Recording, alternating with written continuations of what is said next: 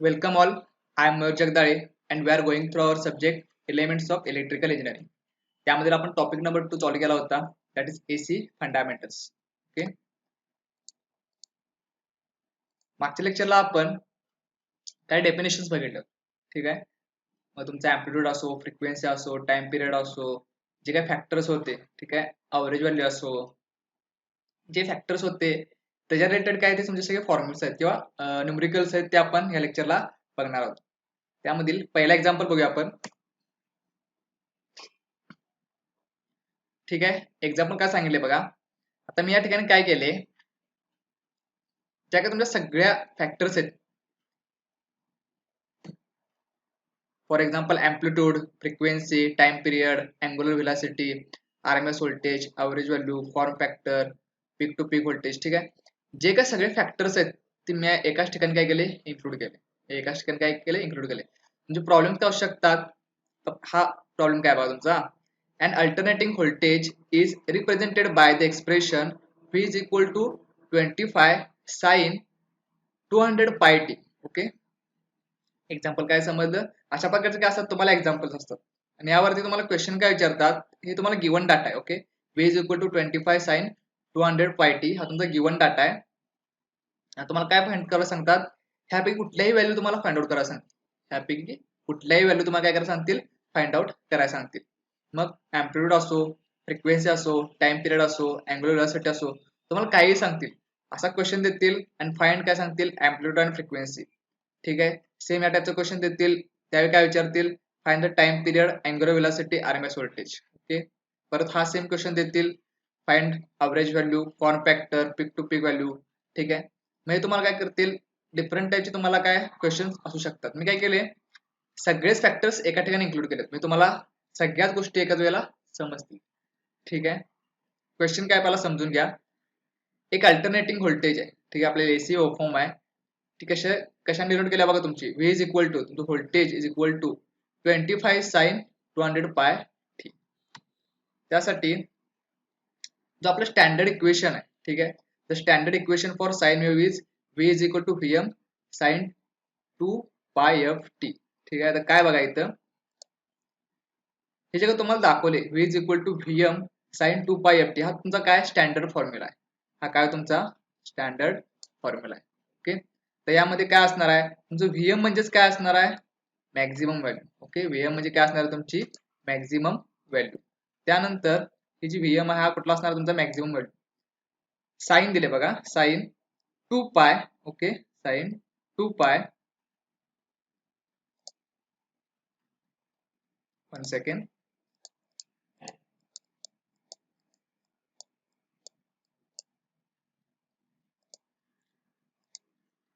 Sign 2 pi F T. ठीक आहे, आता यामध्ये काय असणार आहे, एफ मीन्स तुम्हाला माहिती आहे, याच्या अगोदर आपण बघितलंय. एफ मीन्स काय, फ्रिक्वेन्सी. टी मीन्स तुमचं टाइम डोमेन आहे. ठीक आहे, 2 पाय काय असणार आहे, तुमची जी काही वेव्हफॉर्म आहे, ठीक आहे, जी काही तुमची एसी ची वेव्हफॉर्म आहे, ड्रॉ करतो बघा.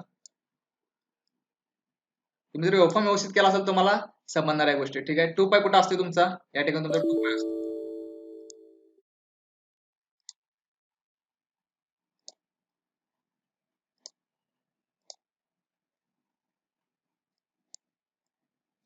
काय असणार तुमचा, या ठिकाणी तुमचा 2 पाय असणार आहे. ठीक आहे, या ठिकाणी काय असणार तुमचा 2 पाय असणार आहे. म्हणजेच काय, इथे 360 डिग्री आहे ना, त्यामुळे तो असणार आहे 2 पाय रेडियन्स. आता आपल्याला कुठल्या कुठल्या गोष्टी दिल्यात बघा.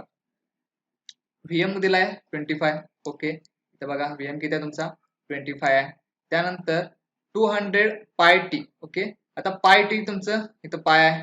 ओके, टी पण आहे. आता 200 दिलाय ना, काय दिलंय इथं 200 दिलाय. 200 काय असणार आहे, सपोज मी काय केलो, 2 इंटू माझी फ्रिक्वेन्सी केलो, तर मला काय व्हॅल्यू मिळाल्या, ती 200 मिळाल्या. समजते का बघा, 2 इंटू फ्रिक्वेन्सी केलं तर मला किती व्हॅल्यू मिळाल्या, ती 200 मिळाल्या. माझी फ्रिक्वेन्सी इथे किती असणार आहे, 200 डिवायडेड बाय 2. 200 डिवायडेड बाय 2 किती येणार आहे माझी फ्रिक्वेन्सी, 1000, सॉरी 100. ठीक आहे, माझी फ्रिक्वेन्सी किती येणार आहे, 100. इथे समजते बघा, तुम्हाला पायची व्हॅल्यू आहे असं ठेवलंय, इथं टी आहे असं ठेवलाय, फक्त काय 200 सांगितलंय, मग 200 मध्ये आता इथे एफ प्रेझेंट नाही ना, एफ प्रेझेंट नाही म्हणजे काय असणार आहे, 2 गुणिले जर मी फ्रिक्वेन्सी केली तर मला 200 मिळते. मग 2 गुणिले फ्रिक्वेन्सी म्हणजे किती, फ्रिक्वेन्सी मी जर 100 ठेवली गुणिले 2 केलं तर मला 200 मिळते. ठीक आहे, त्यामध्ये काय काय दिले बघा. फक्त हा स्टँडर्ड फॉर्म्युला तो फक्त लक्षात ठेवा, हा जो काय स्टँडर्ड फॉर्म्युला तुमचा तो लक्षात ठेवा, त्यावर तुमच्या सगळ्या गोष्टी अवलंबून आहेत. किंवा तुम्ही फ्रिक्वेन्सी सॉरी आपली वेव्हफॉर्म जर लक्षात ठेवला तरी सफिशियंट आहे. आता तुम्हाला काय काय काढ सांगितले बघा. पहिला काय तुमची अँप्लिट्यूड. ओके, अँप्लिट्यूड म्हणजे आपल्याला काय माहिती आहे डेफिनेशन मधून, पीक व्हॅल्यू किंवा मॅक्झिमम व्हॅल्यू. ओके, कुठली असणार आहे ही, व्हीएम. ठीक आहे, आता we have v is equal to 25 sin 200 pi t. By comparing this equation we can write. या इक्वेशन बरोबर आपण काय करणार, हे इक्वेशन कम्पेअर करणार. त्यानंतर आपल्याला काय माहिती बघा. आता इथं व्हीएम काय माझा 25 आहे, मी डायरेक्ट सांगू शकतो. जर तुम्हाला जर माहित असेल व्हीएम म्हणजे काय, मॅक्झिमम व्हॅल्यू म्हणजेच अँप्लिट्यूड, तर काय सांगू शकतो मी, व्हीएम इज इक्वल टू 25. हा माझा काय झाला, 25 व्होल्ट्स अँप्लिट्यूड. बघा पहिला आपला आन्सर फक्त बघूनच तुम्हाला समजलं, 25 व्होल्ट्स काय आलं माझं पहिलं अँप्लिट्यूड आला. त्यानंतर 2 पाय एफ टी बरोबर 200 पाय टी आहे. तर काय सांगितले माझं, हे जे 200 पाय टी आहे ते कशाच्या बरोबर आहे तुमचं, 2 पाय एफ टी. मी जिथं असं फ्रिक्वेन्सी मी आता काढली होती सेम तशी फ्रिक्वेन्सी इथं निघणार तुमची. ठीक आहे, पाय इथं आहे, इथं पण पाय आहे, टी आहे इथं पण टी आहे, नाही काय फ्रिक्वेन्सी. फ्रिक्वेन्सी कशी काढणार मी, 200 भागिले 2 केल्यानंतर मला काय मिळणार आहे इथं, 200 डिवायडेड बाय 2 केलो तर मला काय मिळणार आहे इथं, फ्रिक्वेन्सी मिळणार. ठीक आहे, फ्रिक्वेन्सी किती येणार आहे तुमची, 100 हर्ट्ज. ओके, समजते का बघा हे. त्यानंतर नेक्स्ट टाइम पिरियड. ओके, आपली फ्रिक्वेन्सी फाइंड आउट आपण केलो, किती आली म्हणजे फ्रिक्वेन्सी 100 हर्ट्ज. युनिट लक्षात ठेवा, या युनिटला मार्क असतात, या युनिटला तुमच्या मार्क असतात. जर तुम्ही युनिट लिहिला नाही तर तुम्हाला मार्क भेटणार नाही, त्यामुळे युनिट अजिबात विसरायचे नाहीत. नेक्स्ट आहे तुमची अँप्लिट्यूड काय आला, फ्रिक्वेन्सी काय आला, टाइम पिरियड. ओके, तर टाइम पिरियड आपल्याला माहिती आहे, टाइम पिरियड काय असतोय 1/t. Frequency is equal to 1/t. हा फॉर्म्युला आपल्याला माहिती आहे. Frequency is equal to 1 time period, हे आपल्याला फॉर्म्युला माहिती आहे. मग ह्याच्यावरून मी काय करणार, टाइम पिरियडचा फॉर्म्युला तयार करणार. कसं करणार, T is equal to 1/f. माझं टी काय जाणार, या ठिकाणी जाणार, आणि माझं एफ काय येणार, या ठिकाणी येणार. ठीक आहे, त्यावर मी काय केला, तुमचा टाइम पिरियडचा फॉर्म्युला तयार केला. तो काय तयार झाला, 1/f. मी असा का फॉर्म्युला तयार केला, कारण मला फ्रिक्वेन्सी माहिती आहे ना, फ्रिक्वेन्सीवरून मी टाइम पिरियड काढू शकतोय. तो किती येणार तुमचा टाइम पिरियड, 1/, मी 100 केलं तर मला टाइम पिरियड किती येणार, 0.01 सेकंड. 0.01 सेकंड म्हणजे तो काय करतोय, 100 सायकल्स पूर्ण करतो. ठीक आहे, 0.01 सेकंड. तुम्हाला समजलं असेल टाइम पिरियड कसा काढला मी. ठीक आहे, फक्त जे काय तुमचं स्टँडर्ड फॉर्म्युला आहे त्याच्यावर फक्त कम्पेअर करायचं. जर तुम्हाला सगळ्यात डेफिनेशन व्यवस्थित माहित असतील किंवा जर तुम्ही व्यवस्थित वेव्हफॉर्म केला असाल तर खूप इझी जाणार आहे. तुम्ही फक्त फॉर्म्युला बघून तुम्ही सांगू शकता, हा ही माझी मॅक्झिमम व्हॅल्यू आहे, इथं माझी फ्रिक्वेन्सी कळते मला 100 आहे. ठीक आहे, मग 1/t केली की मला किती मिळते, टाइम पिरियड मिळतोय. असं तुम्ही लगेच तुम्हाला हे समजू शकते. ठीक आहे, मग टाइम पिरियड काय आला माझा, 1/100 इज इक्वल टू 0.01 सेकंड. कसं काढला समजलं, हा फॉर्म्युला तुमचा. ठीक आहे, जर तुम्हाला फ्रिक्वेन्सीचा फॉर्म्युला लक्षात राहत नसेल तर हा फॉर्म्युला लक्षात ठेवा डायरेक्ट. नेक्स्ट आहे तुमचा अँग्युलर व्हेलॉसिटी. तर आपल्याला अँग्युलर व्हेलॉसिटी म्हणजे काय माहिती आहे बघा, omega is equal to 2 pi F असते. Omega is equal to 2 pi F असते. जर तुम्ही मागचं लेक्चर व्यवस्थित बघितलं असेल तर तुम्हाला हे लक्षात येईल. आता हे कशावर कम्पेअर करायचं आहे, ह्याच्यावर कम्पेअर करायचं. आता इथं काय तुम्हाला दिसते, 2 पाय एफ दिसते ना, 2 पाय एफ इथं काय बघा, 200 पाय टी. 200 pi T. ठीक आहे, आता मी काय करणार आहे, omega is equal to 2 pi F आहे. ओके, आता 200 पाय हे आपल्याला काय दिलं, इथं व्हॅल्यू दिल्या. सो 200 गुणिले 3.14. आता व्हॉट इज हे 3.14 काय, तर हे पण तुम्ही लक्षात ठेवा. तर तुमचा पाय आहे ना, पायची व्हॅल्यू किती असते, 3.14. हा तुमच्या पायची स्टँडर्ड व्हॅल्यू आहे, त्यामुळे हे लक्षात ठेवा किंवा नोट डाऊन करून घ्या, 3.14. ठीक आहे, ही तुमची पायची काय स्टँडर्ड व्हॅल्यू आहे, पायची किंमत आहे, त्या पायची काही किंमत आहे. मग मी आता काय करणार आहे इथं तुमच्या इक्वेशन मध्ये काय करणार आहे, फक्त इक्वेशन व्यवस्थित समजून घ्या, त्यामुळे सगळं सोपं जाणार तुम्हाला. Omega is equal to 2πf आहे. मला 2f ची किंमत माहिती आहे. 2f ची किंमत किती आहे, 200 आहे. बरोबर आहे. 2f ची किंमत किती आहे, 200. कशी आली, f बरोबर 100 आहे. 100 गुणिले 2 केलं तर मला 200 मिळते, म्हणजे 2f ची किंमत 200 आली. राहिला पाय ची किंमत किती आहे, 3.14. मग ह्या दोघांचा गुणाकार केल्यानंतर मला काय मिळणार आहे, 628.31 रॅडियन पर सेकंड. हे पण विसरायचं नाही. तुमचा जे काही युनिट आहे ते कुठल्याच युनिट विसरायचं नाही. 628.31 रॅडियन पर सेकंड तुमचं काय येणार आहे, अँग्युलर व्हेलॉसिटी. ठीक आहे. आय होप तुम्हाला इथपर्यंत समजलं असेल. अँप्लिट्यूड कशी काढायची, फ्रिक्वेन्सी कशी काढायची, टाइम पिरियड कसा काढायचा, त्यानंतर अँग्युलर व्हेलॉसिटी कशी काढायची. Next time average value. ठीक आहे. नेक्स्ट काय तुमची अवरेज व्हॅल्यू. आता जर तुम्हाला अवरेज व्हॅल्यूचा फॉर्म्युला माहित असेल, लक्षात असेल, तर हे पण एकदम इझी जाणार तुम्हाला काढायला. काय फॉर्म्युला आपला अवरेज व्हॅल्यूचा, ही एक स्टँडर्ड व्हॅल्यू आहे आपली 0.637 इंटू ही मॅक्झिमम व्हॅल्यू आहे, इंटू मॅक्झिमम व्हॅल्यू. ही फक्त व्हॅल्यू लक्षात ठेवा, मॅक्झिमम व्हॅल्यू तुम्ही काढतच असताय. ठीक आहे. तर मॅक्झिमम व्हॅल्यू म्हणजे इक्वेशन मध्ये काय होती, 25 होती बघा. मॅक्झिमम व्हॅल्यू म्हणजे इक्वेशन मध्ये काय या 25. ठीक आहे. त्यामुळं इथं पण काय येणार तुमचं 0.637 इंटू 25 किती येणार आहे माझी 15.925 व्होल्ट्स. ठीक आहे. 15.925 व्होल्ट्स, 15.925 व्होल्ट तुमची काय येणार आहे अवरेज व्हॅल्यू येणार आहे. सेम मी काय काढू शकतोय, आरएमएस व्हॅल्यू काढू शकतोय. जशी मी अवरेज काढलो, फक्त आरएमएसच्या ठिकाणी काय येणार आहे, फॉर्म्युला सेम आहे, फक्त ही व्हॅल्यू चेंज झाली. ठीक आहे. फॉर्म्युला सेम आहे, फक्त ही व्हॅल्यू चेंज झाली. 0.707 इंटू व्हीएम. व्हीएम किती आहे माझा 25. ठीक आहे. 25 गुणुले 0.707 किती येणार आहे तुमचं 17.775 व्होल्ट. फॉर्म्युला लक्षात ठेवायला एकदम इझी प्रॉब्लेम्स आहेत, काय यामध्ये काही सुद्धा अवघड नाही, त्यामुळे फॉर्म्युला लक्षात ठेवा फक्त. Form factor. ओके. आता फॉर्म फॅक्टरचा फॉर्म्युला आपण याआधी बघितला लेक्चरला, काय आहे V R M S upon V average. V R M S upon V average. तुम्ही एकदा व्ही आर एम एस काढला आणि व्ही अवरेज काढला की तुम्हाला एक काय इझी जाणार आहे. ठीक आहे. आता काय व्ही आर एम एस आपण काढला, इथं किती आलाय माझा 17.775. व्ही अवरेज पण काढलाय 15.925. या दोघांचा भागाकार केलो, काय व्हॅल्यू मिळाली मला 1.098. ठीक आहे. म्हणजेच काय म्हणतो आपण याला 1.1. ठीक आहे. आणि हीच तुमची काय बघा फॉर्म फॅक्टरची स्टँडर्ड व्हॅल्यू आहे. जर तुम्ही लेक्चर व्यवस्थित बघितला असाल तर 1.11 तुमची काय फॉर्म फॅक्टरची स्टँडर्ड व्हॅल्यू आहे. इथं आली बघा 1.11. आता ही कशी आली तुम्हाला समजली असेल. ठीक आहे. या दोघांचा आता कुठली पण व्हॅल्यू येऊ दे, तुम्हाला 1.11च काय मिळणार, तुम्हाला इथं फॉर्म फॅक्टर काय मिळणार. त्यामुळे ही कॉन्स्टंट व्हॅल्यू तयार झाल्या फॉर्म फॅक्टरची. ठीक आहे. कशी आली समजली, व्ही आर एम एस भागिले व्ही अवरेज केला की तुम्हाला ती मिळून जाते. आता इथं 1.098 आहे, म्हणजे असं नाही की 1.1 नाही आहे. हे 9चं काय होते कन्वर्ट इथं 1 ला होते. मे बी तुम्हाला माहित असेल हे 1 होतंय, इथं 8 होतंय. ठीक आहे. कारण की ह्यातला एक आपण काय करतोय इकडं ट्रान्सफर करतोय, परत इथे 8 आहे. ठीक आहे. परत ह्यात 8 मधला आपण काय करतोय इकडे ट्रान्सफर करतोय, ते ट्रान्सफॉर्मेशन आहे, ते तुम्हाला मे बी माहित असेल. त्यामुळे ते काय होते 1.1 तयार होते. आणि एक गोष्ट कायम लक्षात ठेवा, फॉर्म फॅक्टर कधीच तुमचा 1 च्या खाली येत नाही. सपोज तुमची व्हॅल्यू जर 0 पॉईंट समथिंग आली, 0.9 आली, तर समजायचं तुमचं उत्तर चुकले. फॉर्म फॅक्टर कायम 1 च्या वरच यायला पाहिजे. ठीक आहे. नेक्स्ट फॅक्टर बघू आपण. तुमचा नेक्स्ट फॅक्टर आहे क्रेस्ट फॅक्टर. ठीक आहे. फॉर्म फॅक्टर समजला. आता क्रेस्ट फॅक्टर काय बघा, क्रेस्ट फॅक्टर मध्ये काय करतोय आपण, पीक फॅक्टर म्हणतो आपण त्याला. पीक व्हॅल्यू भागिले आरएमएस व्हॅल्यू. हा जर फॉर्म्युला तुम्हाला माहित असेल तर पीक व्हॅल्यू आपण आता ऑलरेडी काढल्या. ती किती आल्या माझी 25 आल्या. ओके.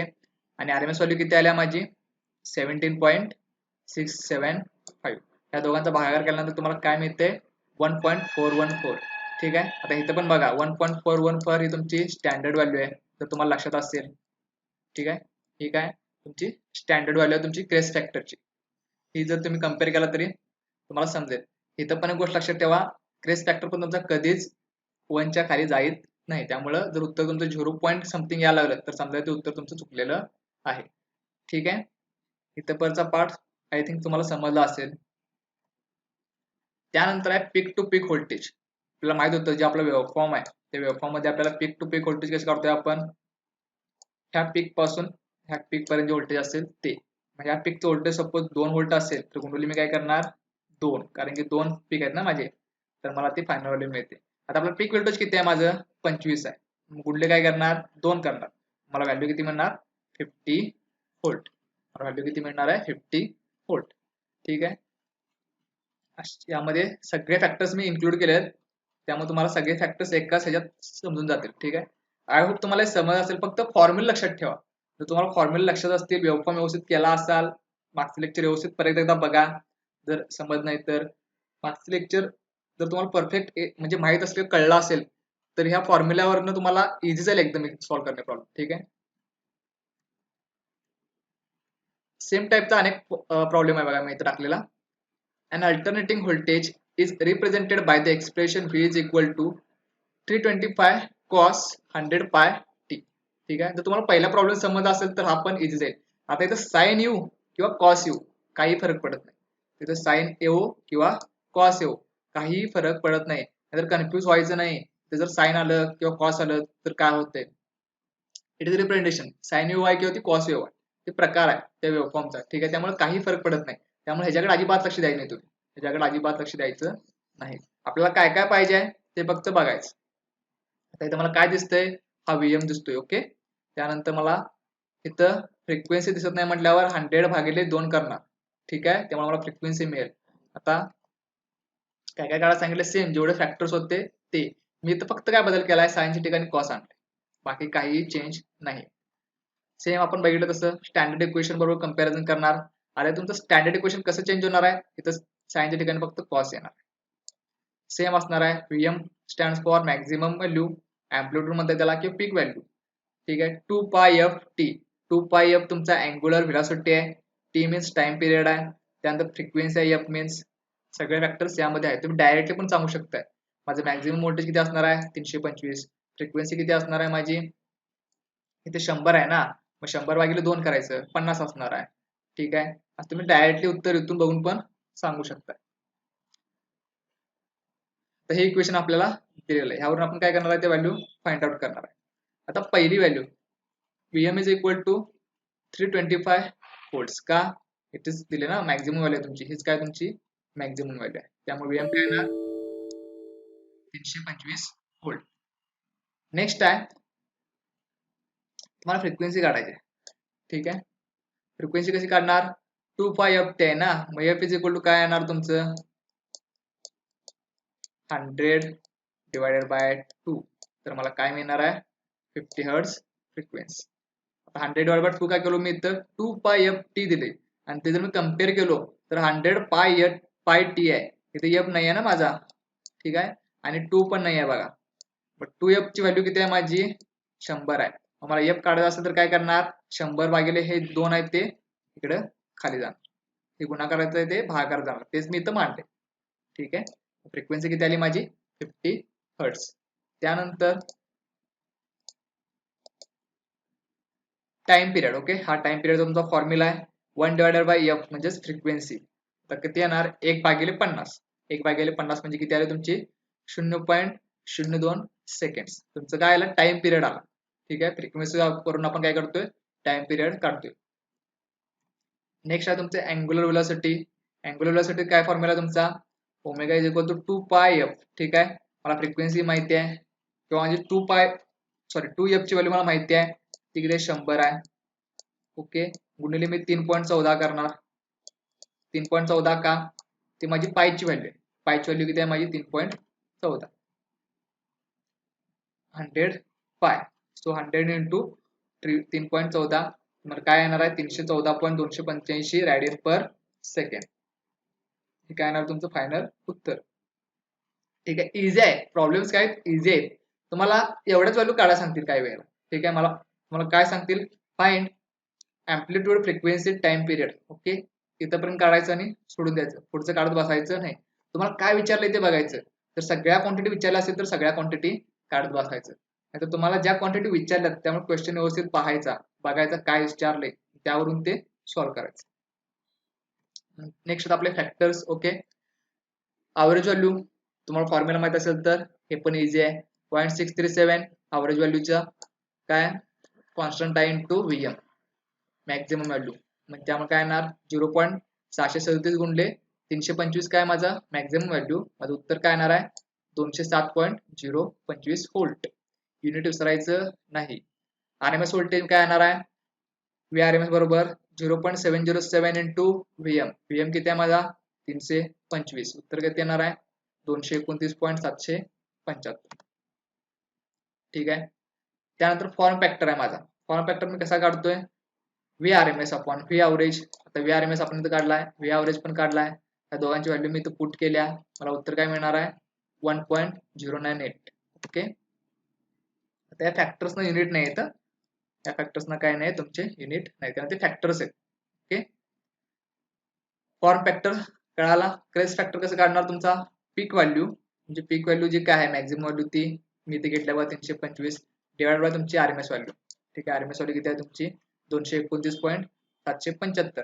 किती येणार आहे माझा 1.414. आला काय परत तोच आला बघा 1.1 नियर अबाउट आणि 1.414.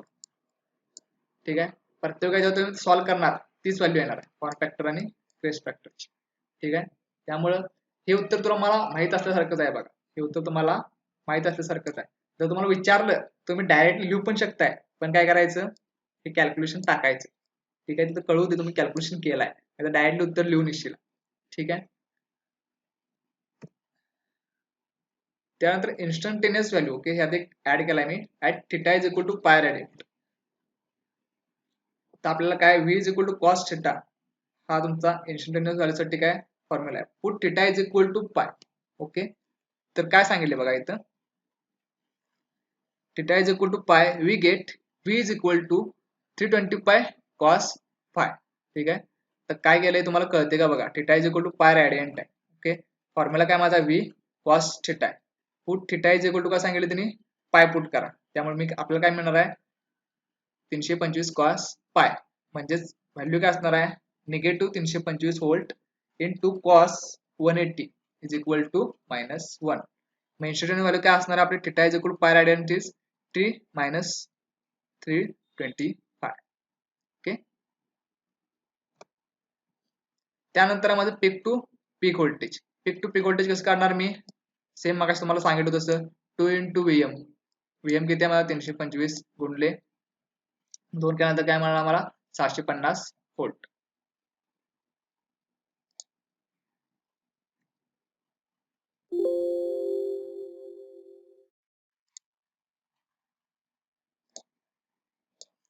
ओके. आय होप तुम्हाला इथपर्यंत समजलं असेल. इथं निगेटिव्ह काय आलं हे तुम्हाला समजलं का बघा. ठीक आहे. जर तुम्ही व्यवस्थित ते बघितलं असाल इन्स्टंटेनियस व्हॅल्यू आपण कशासाठी काढतोय only for half cycle. Only for half cycle साठी आपण ते अवरेज व्हॅल्यू काढतोय ना. ठीक आहे. मग हाफ सायकल साठी काय केलंय माझं 180 डिग्री असतोय. ठीक आहे. ते सांगितले बघा कॉस 180 इज इक्वल टू तुम्ही टाकला डायरेक्ट तरी -1 मिळते. ठीक आहे. कॉस 180 कारण की पायची व्हॅल्यू काय असणार तुमची 180. पायची व्हॅल्यू काय असणार तुमची 180. एक मिनिट.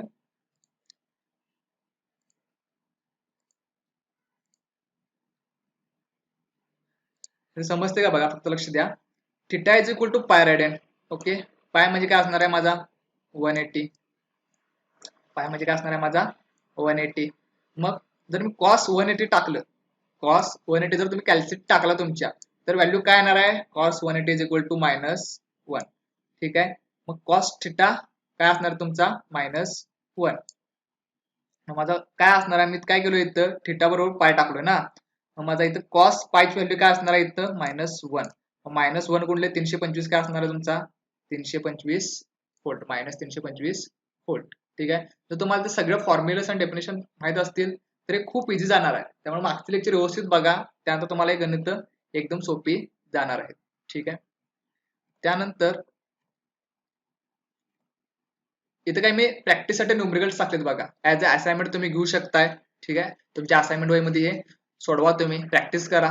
प्रॅक्टिस केला तरच तुम्हाला जमणार आहे. प्रॅक्टिस नाही केला तर तुम्हाला हे खूप डिफिकल्ट वाटतं. ठीक आहे. त्यामुळे प्रॅक्टिस करा. खूप सोपे इझी आहेत. आता इथे काय सांगितले मी तुम्हाला V is equal to 25 sine 100 pi T. 25 काय असणार माझा मॅक्झिमम व्हॅल्यू असणार आहे 100 पाय टी मध्ये तुम्हाला 100 काय असणार तुमची फ्रिक्वेन्सी असणार आहे. फ्रिक्वेन्सी काढताना 100/2 करा पाय टी ची व्हॅल्यू नंतर तुम्हाला मिळेल. ठीक आहे, या सगळ्या व्हॅल्यू तुम्हाला मिळतील. ठीक आहे, आय होप तुम्हाला समजलं असेल न्यूमरिकल्स. सोपे आहेत सगळे फॅक्टर्स, फक्त फॉर्म्युला लक्षात ठेवा. फॉर्म्युला लक्षात असेल तुम्हाला इझी जाईल. याचा स्क्रीनशॉट मारून घ्या आणि तुमच्या असाइनमेंट वे मध्ये सोडवा. काय प्रॉब्लेम असेल तर विचारा मला. ठीक आहे, थँक्यू.